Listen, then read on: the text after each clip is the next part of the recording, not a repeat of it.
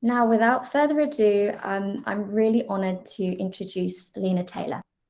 So Lina is a two-time Olympian in beach volleyball, a leadership coach, a real estate investor, a mentor to elite athletes, co-founder of a college football award, the wife of a Super Bowl champion, and a mother of three. So Lina describes her life as being full of transformations which didn't happen by accident. And today, Lina's going to be taking us through her own journey from leaving her native Bulgaria and wanting to try and create a better life for her family at the age of 17, and coming to the United States to get her higher education, and in the process, paving the way for hundreds of people as well.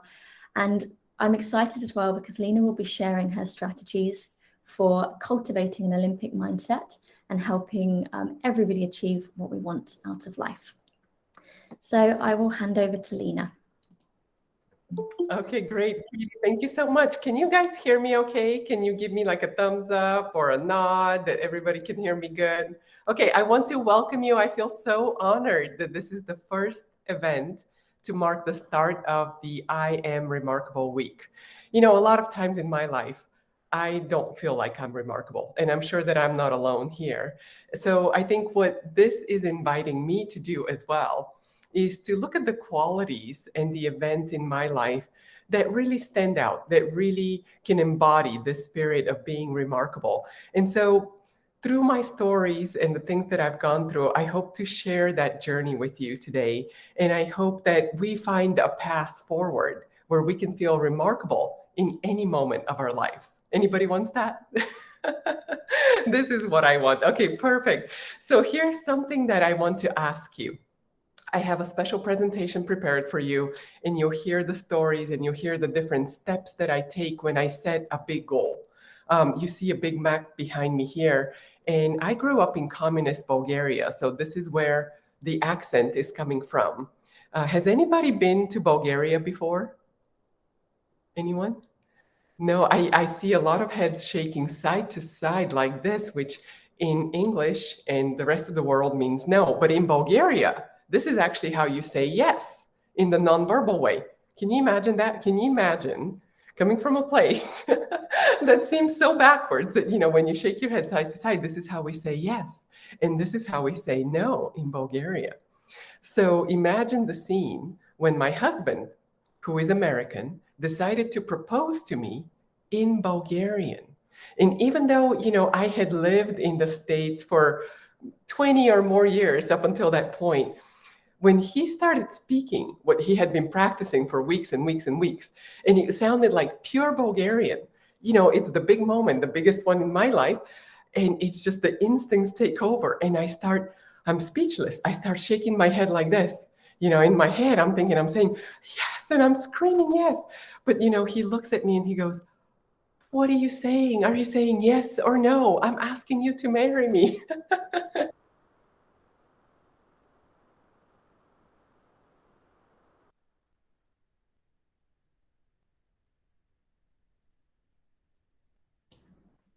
Oh, I think we might have a bit of a connection issue. Just at the pivotal moment, I wanted to know exactly what the answer was. We'll just give Lina a Seems few a little minutes. unstable. Hi, Lina. We just lost you for a few minutes. I should also be saying that Lina's also dialing in from the States as well. Lina, we lost you at the pivotal moment. We're assuming that you said yes. I did say yes. Can you guys hear me okay now? Yes, that's much better. Okay, very good. Now, you know, technology is challenging. And so if that happens again, please, we're all in the same boat here. You know, speak up, let me know if you can't hear me. I'll try to change connection. The most important thing is that we don't get lost in translation. Does that make sense? Okay, very good. Okay, I'm assuming that you guys can hear me okay and you can see me okay. And so without any further ado, I'm going to share my presentation with you. Let me try one more thing very quick here, if I can switch connection. So bear with me as I try internet.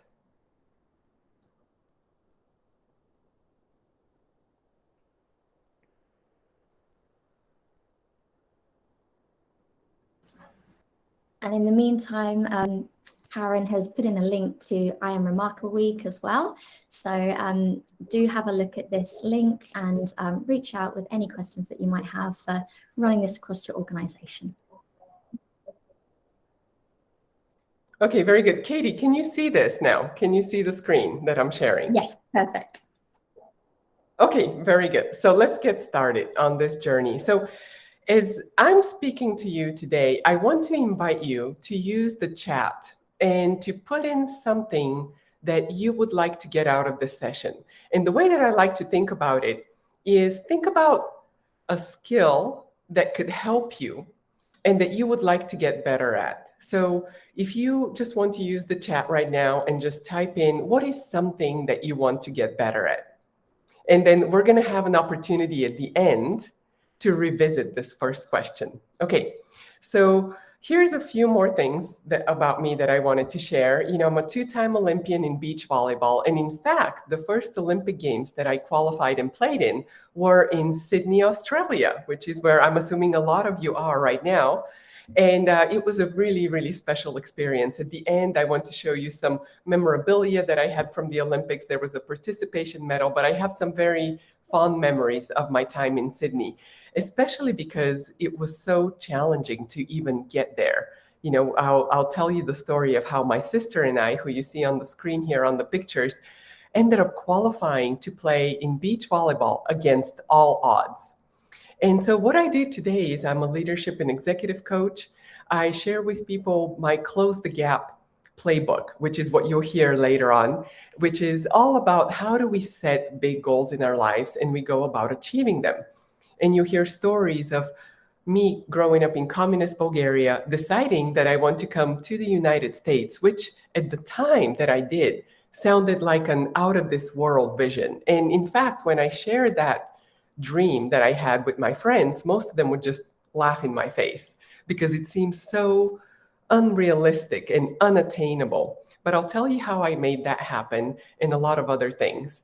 I also have a podcast called Next Level Tips, in which I talk to leaders about those defining moments that we have in our lives, in which it's up to us to make a choice of how we show up and what are the skills that we need in order to get from where we are right now to where we want to be. And of course, here's my beautiful family and my husband that I said yes to in the Bulgarian and American way. And so the reason I'm showing you all these pictures is because when you look at someone's life, a lot of times it seems like we only see the highlights, right? We only see the accomplishments, the results of something. But where I want us to go today is to go below the surface. I want us to go to a place of figuring out what is the environment that we have to create, what is the character that we have to build, the beliefs that we have to reshape a lot of times, and the skills we have to build in order for those results and accomplishments that we want in our lives to come up and show up above the surface. So this is where I'm going with my playbook. And before we go through all the steps, there are 5 different steps that I'll be talking about.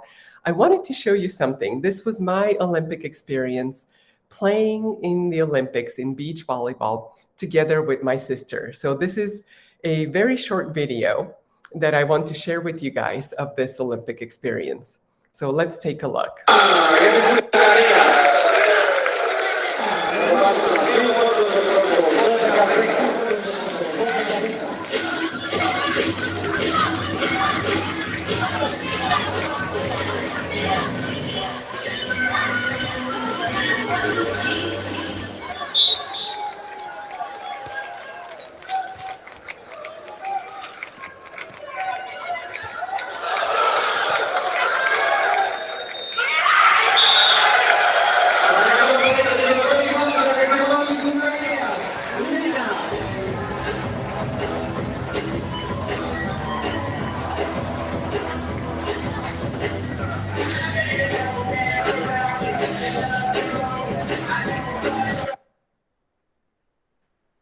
So one of the things that I learned playing in the Olympics is that everything starts with a vision.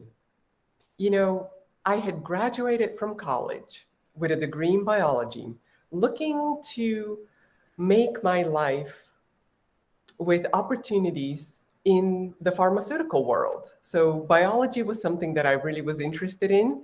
I got the degree. I started working in a pharmaceutical company right out of college in San Diego.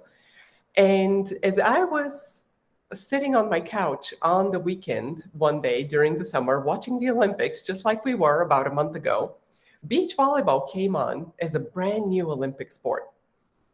And watching that game was absolutely captivating. And what ended up happening is that a childhood dream of mine that I had inside of me started waking up. You know, I grew up in Bulgaria, and one of the only ways during communism to leave the country or to create a better life was that you became really good at something. If you wanted to be a diplomat, you would have to go to a specialized school and be trained with all the skills that you could use in order to be a diplomat. I wanted to be an athlete. And so at the age of 11, I had already committed to being an athlete. I had to take a very rigorous exam to be accepted into a school that organized all of my schooling around volleyball, which is my chosen sport at the time. And so volleyball just kind of became the center of my universe. It became everything that I ever dreamed of because I could only see a way out of my current situation, the way that things were in Bulgaria, through volleyball. It would give me the opportunities that I wanted in my life. And so I committed myself to that. And the reason I'm sharing this with you is because you will see how at different points in my life, and I'll share the stories, I realized that volleyball is my mission, but my purpose was really to create a better life. So it was everything starts with a vision. You know, in our brains, we see things that we want to achieve, whether it's a title or a position or anything that we want to create in our lives, and we see it as a vision. And I realized, you know, if you have a vision, this is the first thing that you need. But aside from the vision, you need a very good reason of why you want to do something. And so what you see here on this picture is my sister, who is 3 years younger than me. And when I first had this idea of what if I could play beach volleyball in the Olympics, I invited her to join me on that journey. But guess what? When she tried the sport, she really hated it. She didn't like it at all. It was way too difficult, a lot more different than indoor volleyball, if you know the difference between the two sports, than what beach volleyball was. And I said to her something. I said, hey, before you make your final judgment, let's go and watch the World Championships. So that year, the World Championships were in Los Angeles. We went up there, and in front of her, she could see in person the people that were playing at the highest level. And from that moment on, she decided that if she was willing to put in the work that it takes and develop the competencies that are needed to be good at something, then it would actually be a lot of fun. So this was my first lesson in leadership, if you will. The first thing that you need is to show someone the highest expression of what it really could look like. But aside from that, you need a second thing in order to make it worthwhile. Because the meaning of worthwhile is simply this: it's something of value, of importance, that is really worth the time that you will put into it, the money a lot of times that it will take to do it, and the effort that you'll put into it. So what is a reason that will make something worthwhile? And when I was confronted with that question, I realized that the reason why I would go through all the difficulties to learn a brand new sport, to take a leap, and not have any guarantee of income or anything like that, and how I would go through the obstacles that were in my way, I realized that the reason for everything behind what I was doing were these two people. They were our parents. And I had watched our parents struggle tremendously during communism. They weren't members of the Communist Party, and so they were repeatedly getting passed over for a promotion. And I got this sense of frustration and kind of almost desperation that their life was not in their hands. There was something else, some other circumstance around them that was dictating how much they can achieve. And as a child, I wanted to create a different life. I wanted to create a life that had opportunities, that everything that you got as a result of your hard work, is based on that merit. It's not based on who you know or what the other circumstances are in your life. So what kept me going back, even through some of the most difficult times, which I'll share with you, was the thought that I wanted to create a life for myself, for my family, for my community, to show that it's possible to create a life of opportunity. So let's take a look at this very, very short clip of our parents watching their two daughters play in the Olympics.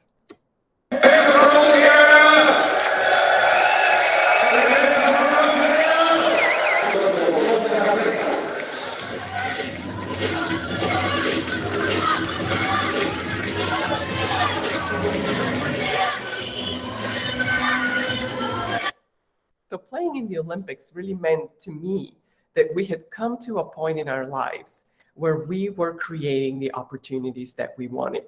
And so what I want to share with you today is the system that when I look back on my experiences, I asked myself the question, what made it possible? What made it possible to come to the United States and get my education from Bulgaria at the age of 17, when it seemed like the most impossible thing in the world? What made it possible?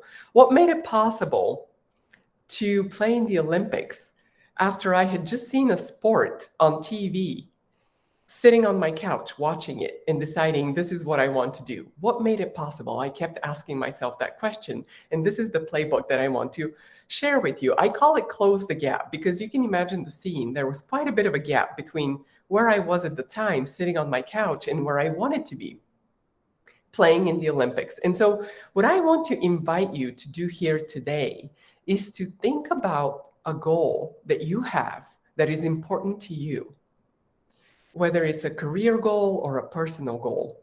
And as I'm going through these steps in the next few minutes that we're here together, I want you to think about what is something that resonates with you that you think that you can put into practice right away. And we'll have a chance at the end to have a discussion about this. So without any further ado, here are the steps, and I'll get into the details of each one. The number one step, and you'll remember these steps by the acronym CLOSE, right? The first step is all about clarity. The second step is about having laser sharp focus. The third step is about overcoming obstacles and turning them into opportunities. The fourth step is about shifting for growth. I'll explain what I mean by that. And then the fifth step is all about how do we encode this mindset of transformation into everything that we do.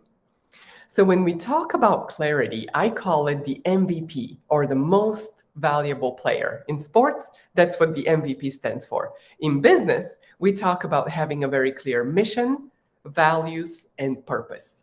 Now we know that everything starts with a vision. So what is this thing that you want to achieve in your life? The more clearer you make that, the better your odds of getting it.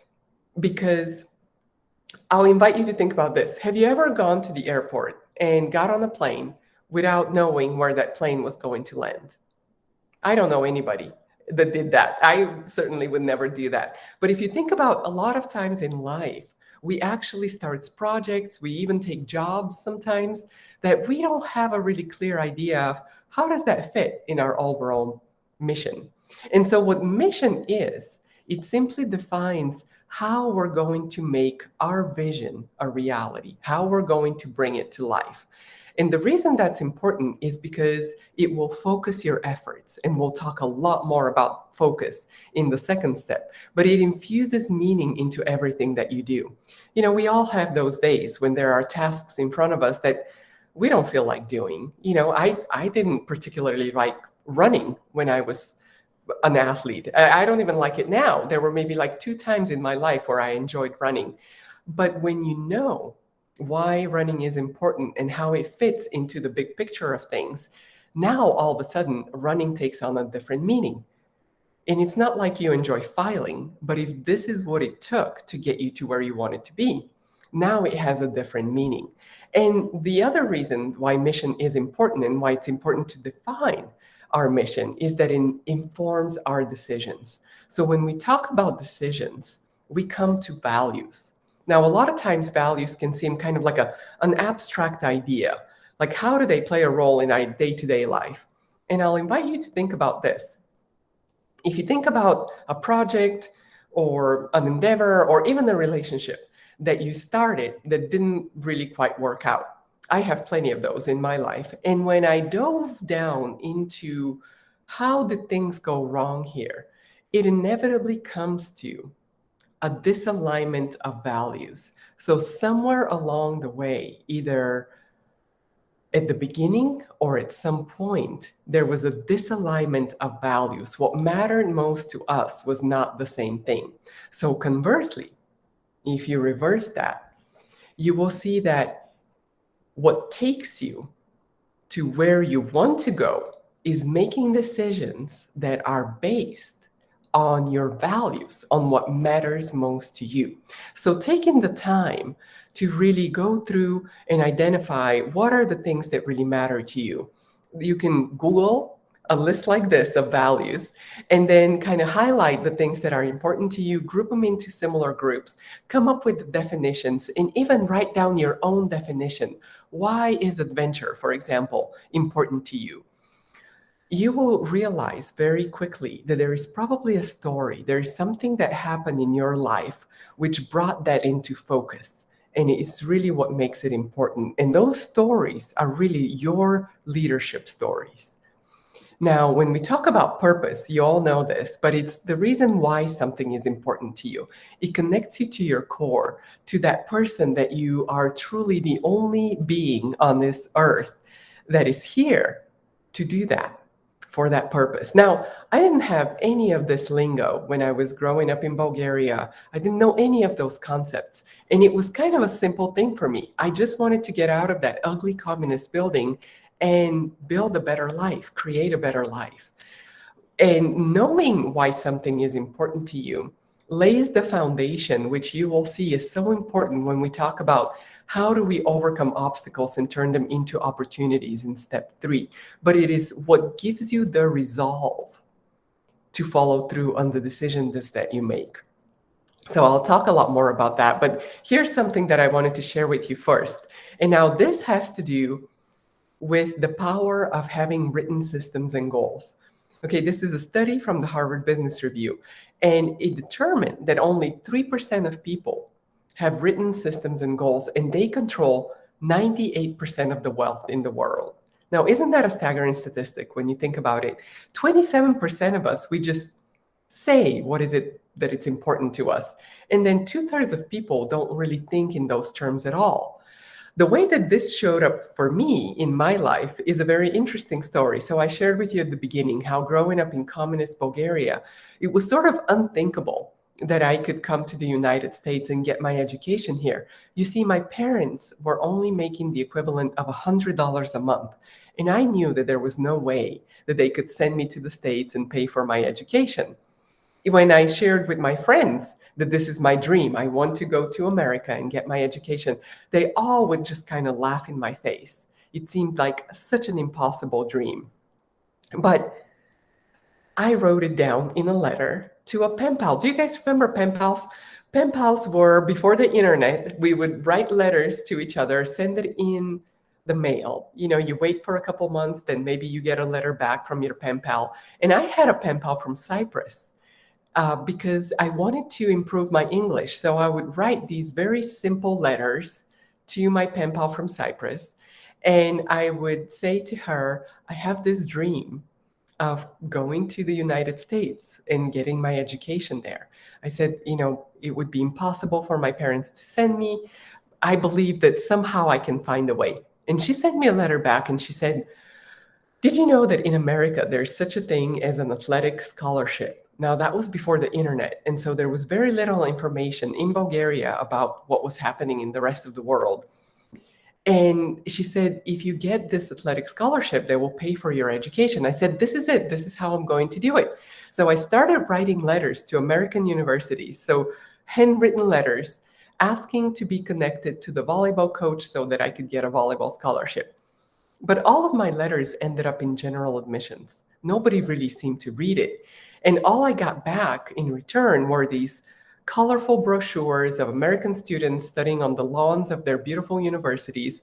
No mention of the volleyball coach, no mention of a scholarship. And it became very frustrating until one day I got another letter back from my pen pal.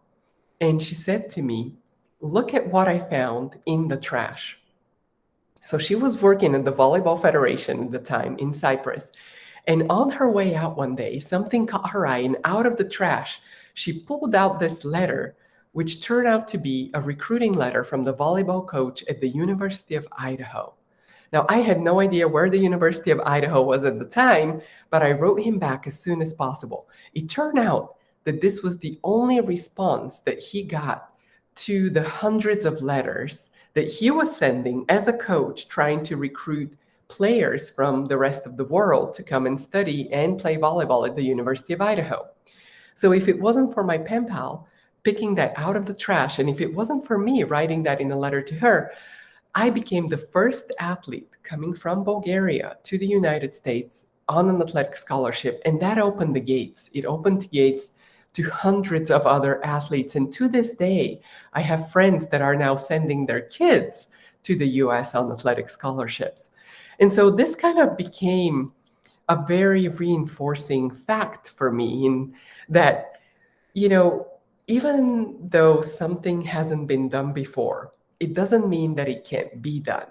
Or if it's something that you've never done before, it doesn't mean that it can't be done. So this is the saying that I like for you to remember here, is that the absence of evidence is not evidence of absence, right? So we have to start creating our own evidence of how we want our goals to become realities. And this is what takes us to step number 2. Now, before we get there, I want to invite you one more time to think about this big goal, this dream of yours that you have, whether it's a professional goal, a personal goal, but think about that right now and just kind of think a little bigger. What is this big dream that you have? And now I'm going to share with you the rest of the steps. So once we make that clear, what is it that we want to do and why it's important to us? Now it comes time for action, and we come to step number 2, which is having laser sharp focus. How do we align our intention, what is it that we want to create, with our attention? How do we spend our time on a day-to-day basis? And you're going to hear me talk about focus a lot. I call it the organizing force. And the reason why I say that is because there are many things in the world, as you have seen recently in the last year and a half, or even in the last 2 weeks with all of the shutdowns that we've experienced again, that we don't control. They are outside of our control. For example, I didn't control where I was born in communist Bulgaria. There you go. And the only thing that we actually do control, if you think about it, is where we place our focus. And this is a big lesson that I learned. And I'll tell you a story of how I learned that lesson.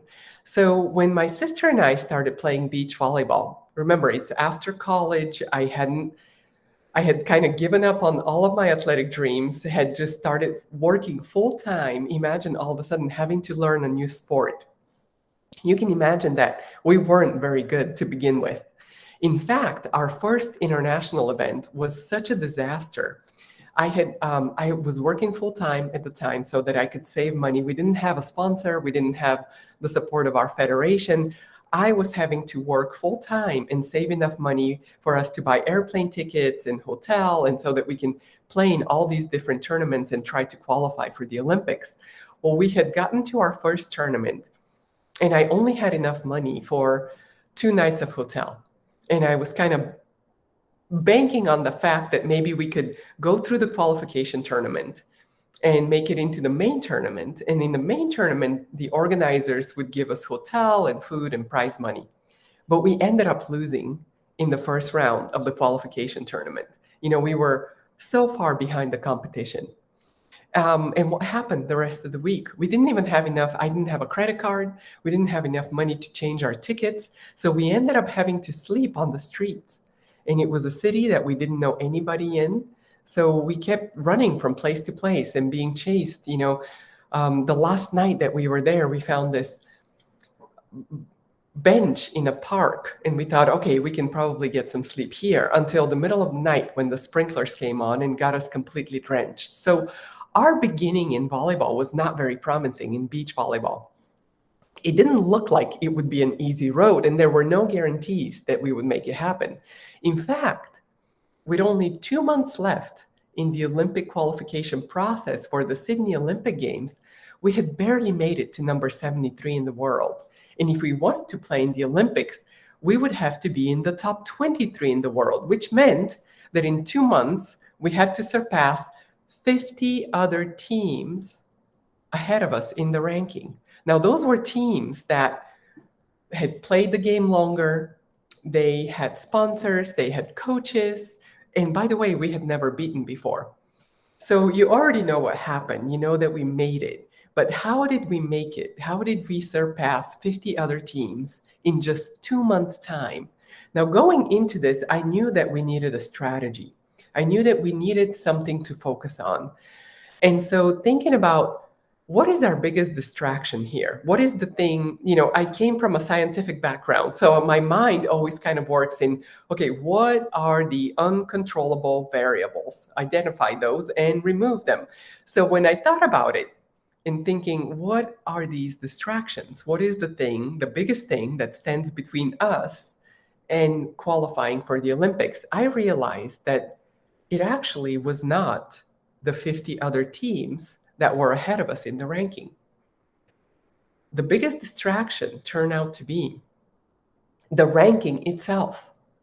Because no matter how hard we stared at the ranking, there was absolutely nothing we could do about it, right?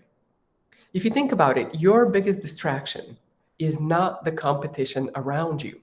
Once you identify where is it that you want to go, and you know why it's important to you, we were very clear. We needed to be in the top 23 in the world. Now, in that moment, it's often very helpful to take that out of your mind so that you can focus all of your available energy on what is right in front of you. What is your next step that you can control? So we committed in that moment, with 2 months left. We said, between now and the end of the qualification period, we're not going to look at the ranking. And what that allowed us to do was to focus all of our available energy only on the things that we could control. So this became one of the biggest lessons for me. And here's a question that I like to ask myself when I'm faced with something big. What is something I can do right now that will take me closer in the direction that I want to go?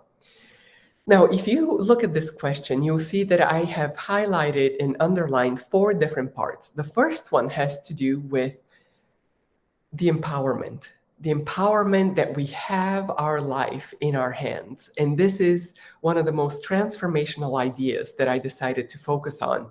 What is something I can do? You see, it's not asking, what can the tournament organizers do? Or what can my boss do? What can my partner do? What can my country do?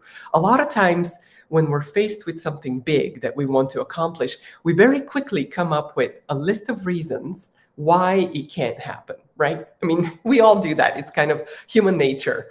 And how, this has to happen and that has to happen and this person and that person. And we tend to think about things that are outside of our control. But this question will really help you to figure out, what is your next step? What is the next immediate thing that you can do right now in this moment that will take you closer in the direction that you want to go? Now, this notion about getting just 1 inch closer is also very important, because people give up when they try to do too much too soon, right?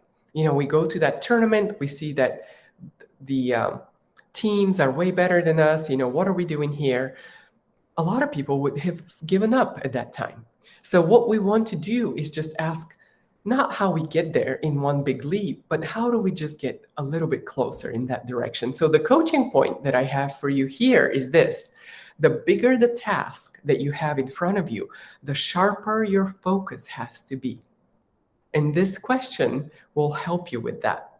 Now that takes us to step number 3, which is all about, how do we overcome the inevitable obstacles that will show up in front of us? I don't know about you, but in my life, it wasn't like once I decided to do something, the red carpet just rolled open in front of me. No, in fact, the bigger the thing that I want to do, the more and bigger the obstacles are in front of me. So there is something that I learned at a very young age that I want to share with you here that has really laid the foundation for the rest of my life. I realized that an obstacle can really be an opportunity, but the only way that we can see that and transform it into that is through our perception and our response. So those two things, and I'll talk about both of them. The first one is our perception. This is one of the only ways that we can control a little bit what is happening or where we place our focus again. So this is a lesson that I learned when I was 16 years old. I had been, at that time, I shared with you how in Bulgaria, one of the only ways that you can get out of the country was if you commit to something. And I committed to being an athlete. And so by the age of 16, I had actually made it to the very top team or the top level of the club team that I was playing in. Now, that was the team that the national team coaches would come and select the national team. And I was feeling great about it. I felt really good about where I was until 2 days into the season when we got a new coach. Now, the new coach came in and she didn't even look at how I play. She just looked at my statistics on paper and she said, well, she doesn't run very fast. She's not very tall. She doesn't even jump very high. I don't want her on my team. So she scratched my name and told our captain to come and tell me that I'm cut. I'm off the team. So you can imagine being 16 at the time with all of my aspirations and everything that I wanted to achieve in my life. That news came to me as a completely devastating. It just completely crushed my entire world. Every dream that I had and hope that I had for myself to create this better life, to help my family have a better life, just came to a halt in one motion. And I remember going home that night and thinking to myself, this is over. My life is over. I couldn't even face my parents. I couldn't even tell them what had happened. So I went into my room, I closed the door shut, and I did what any 16-year-old would do, was just go on my bed and cry my eyes out. And I cried and I cried and I cried. And finally, I fell asleep. And when I woke up in the morning, I remember very clearly sitting on the edge of my bed and thinking, if I'm awake, there has to be a different way. What had happened during the night is I kept asking myself this question, like, why does this hurt so much? And the answer was like, it hurts because your life is over. And I realized at that moment that volleyball was not just a game to me. It represented everything that I wanted in my life. And if it was gone, then my life is gone as well. And so that realization, by asking myself that bigger question, why is this important to me, gave me the courage in that moment to make a decision. And the decision that I made was that I would go back to practice and show up in front of my coach, take my spot in the lineup, and very possibly face now the humiliation that would happen where she would kick me out in front of everybody. It wouldn't be like the day before where it was hush hush, the captain telling me. Now everybody would see the humiliation. But you see, in that moment, with the realization that I had, I knew that I was ready to face humiliation rather than give up on my dream. So the coaching point that I have here for you is this. When you're faced with an obstacle, when there's something in your way, now this is very much a time to take a step back so that you can give yourself that perspective. Create how people talk about hindsight is 2020, when you look back on something. Well, you can do that in the moment by taking a step back, asking yourself that bigger question, why is this so important to you? That immediately opens up those different avenues, which now helps us formulate a response. So this is the second thing. How do we transform obstacles into opportunities? The first one is by widening our perception, creating that hindsight in real time. The second one is, how do we formulate a response? And now neuroscience is finding evidence in our brains of how do we change that fear response, what they call the fear response, which is what had me gripped in tears the entire night, to what they call now the challenge response, which has me rise up to the challenge and gives me enough courage to go and face the coach in that moment. And the most important factor of how we switch that physiological response is how do we think about our ability to handle it? In that moment, if we ask ourselves, what does this mean to me? Why is it important to me? Who are the people that believe in me? Who are the people that are dependent on me? In that moment, this is what changes things. And you're able to formulate a response. And I'll talk to you in step 4 about the 3 different ways that you can respond. Now, this is how we build resilience. There's a lot of talk about how do we build resilience, mental resilience in the difficult, challenging times that we have right now.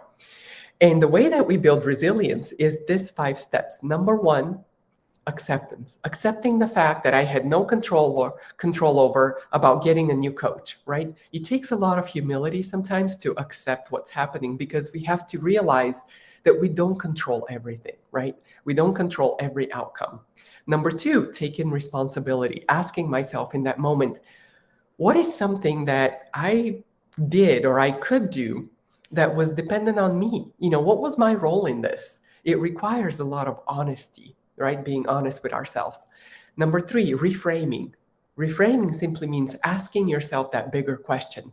And in order to reframe, it takes centering. And I'll talk to you about a centering practice. Reimagining another outcome. It takes a lot of courage to imagine something else. And then recommitting to the course. It requires willingness, because what are you willing to do in order to have what you want? This is the question that you're trying to answer there. Now that takes us to step number 4, which is all about shifting for growth. And there's really 3 ways that you can respond. Now, the first one is to diversify or increase the value that you offer. So what happened when I went back to practice and took my spot in the lineup? Of course, all of my teammates started whispering, like, why are you here? Why are you humiliating yourself? And I just stood there. The coach came from person to person. She stood in front of me, and very quickly she could see that I wasn't there because I was rebelling against her decision. I was there because I was resolved to do everything that I could. And what did she do? She didn't do anything. She kept walking. And I took that as a second chance. She was giving me a second chance to prove myself. And so from that moment on, whatever effort I thought I was putting into volleyball, I quadruple it. I make myself invaluable. By the end of the year, I become a starter on the team. I make the national team. We win the national championship. So by increasing the skills that you have is how you make yourself invaluable to what you want to do. Now, the second way to respond to something is to pivot or to make a change. And here's an example of a pivot. So my sister, this is her here on the screen, it was my childhood dream to play in the Olympics, but it was her childhood dream to become an astronomer.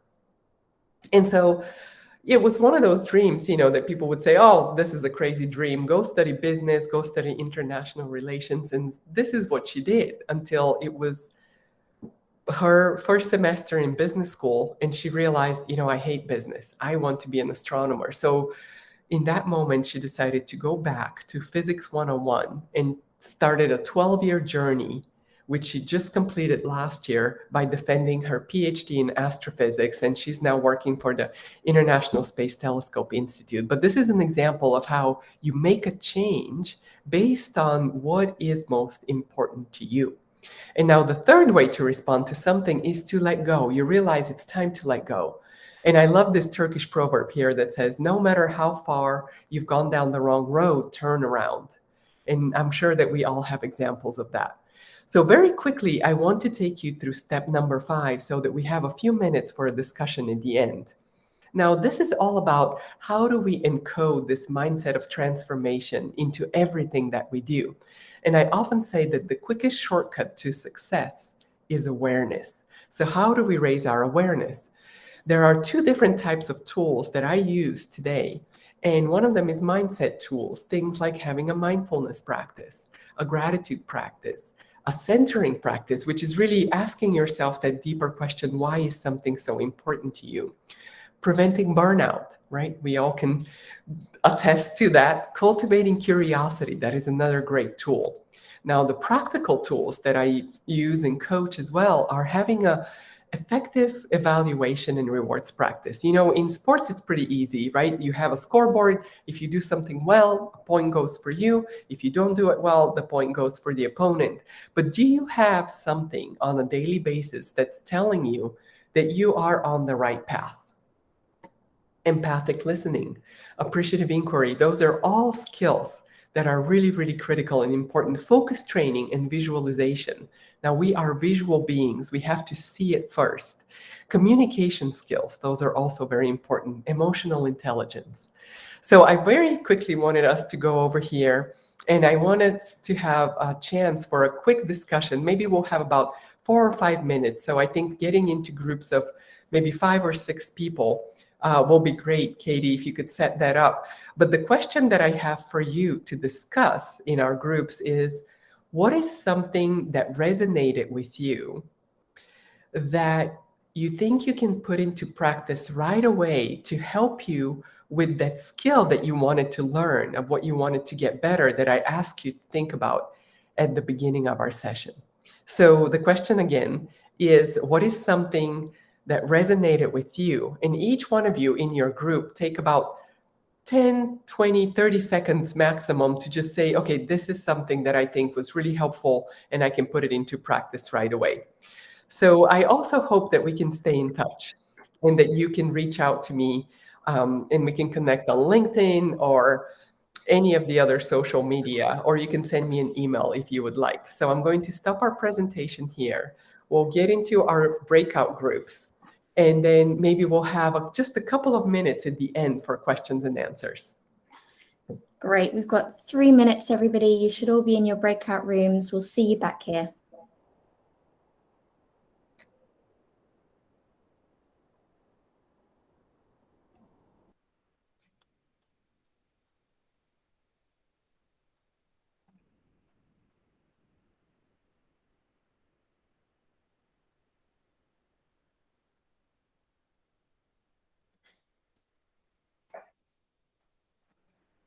Great. For those left in the main call, if you just accept your breakout room, and you'll be going into a room with other people as well.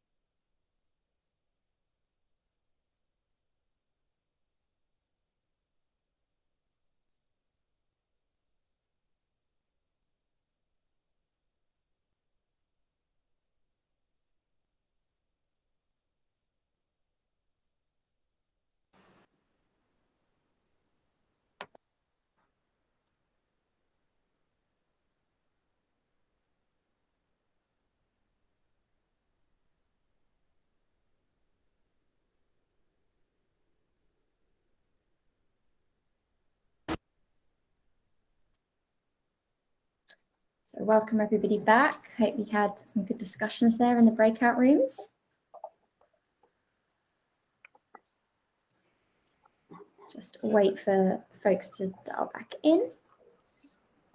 We need more time. I know. We need more time, don't we? It's always the way. Well, we've got 3 minutes left. So in the final 2 minutes, we're actually going to open it up to the floor. If there's any questions for Lina, we can probably take 1 or 2 questions. So if you're comfortable coming off mute, and if you have a question for Lina, please share. We'd love to hear from you.